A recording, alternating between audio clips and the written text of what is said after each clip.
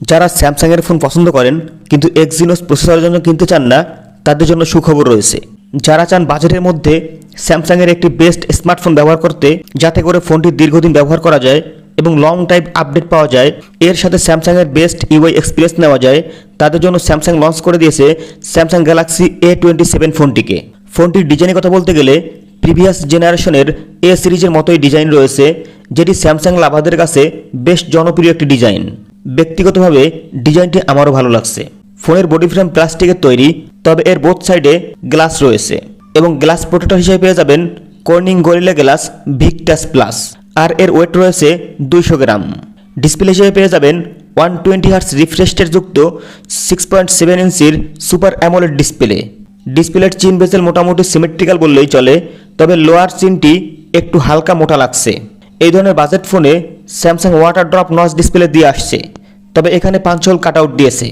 এই জিনিসটা অনেক ভালো লাগছে, যার কারণে ডিসপ্লেটা দেখতেও অন্যরকম একটা ফিল আসছে।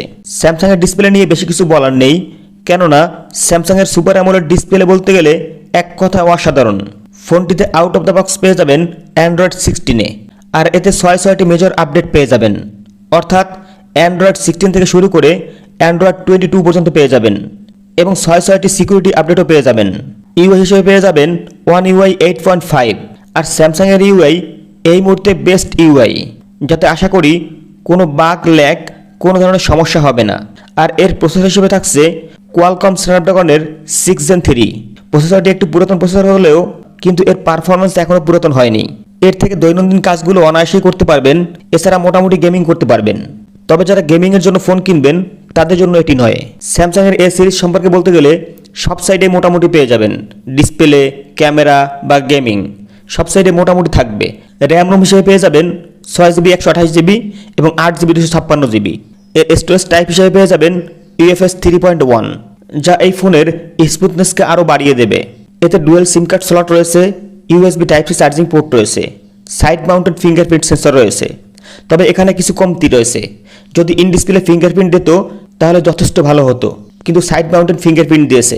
Single bottom fire loud speaker রয়েছে, যদিও অবশ্যই এখানে ডুয়েল স্পিকার দেওয়া উচিত ছিল, তবে স্পিকার যথেষ্ট loud and clear. 5000 mAh battery রয়েছে এবং 25 ওয়াটের চার্জিং সিস্টেম সাপোর্ট করে।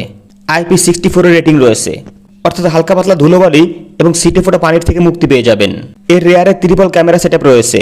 মেইন ক্যামেরা হিসেবে 50 মেগাপিক্সেলের ক্যামেরা রয়েছে, 5 মেগাপিক্সেলের একটি আলট্রা ওয়াইড ক্যামেরা রয়েছে এবং 2 মেগাপিক্সেলের একটি ম্যাক্রো ক্যামেরা রয়েছে এবং এর ফ্রন্টে রয়েছে 12 মেগাপিক্সেলের ক্যামেরা। এর ক্যামেরা কোয়ালিটি যথেষ্ট ভালো রয়েছে। এর মেইন ক্যামেরা দিয়ে ভিডিও করতে পারবেন সর্বোচ্চ 4K 30 FPS-এ এবং ফ্রন্ট ক্যামেরা দিয়ে ভিডিও করতে পারবেন 1080p 30 FPS-এ। ফোনটি 3টি কালার ভেরিয়েন্টে পেয়ে যাবেন, ব্ল্যাক, লাইট গ্রিন এবং লাইট পিঙ্ক। বর্তমান বাংলাদেশে এর আনঅফিসিয়াল প্রাইস রয়েছে 36,500 টাকার মতো এবং অফিসিয়াল প্রাইস রয়েছে 48,000 টাকার মতো। আর ইন্ডিয়ায় এর দাম রয়েছে 32,000 রুপি, তবে বিভিন্ন অফার দিয়ে 29,000 রুপিতে পাওয়া যাচ্ছে।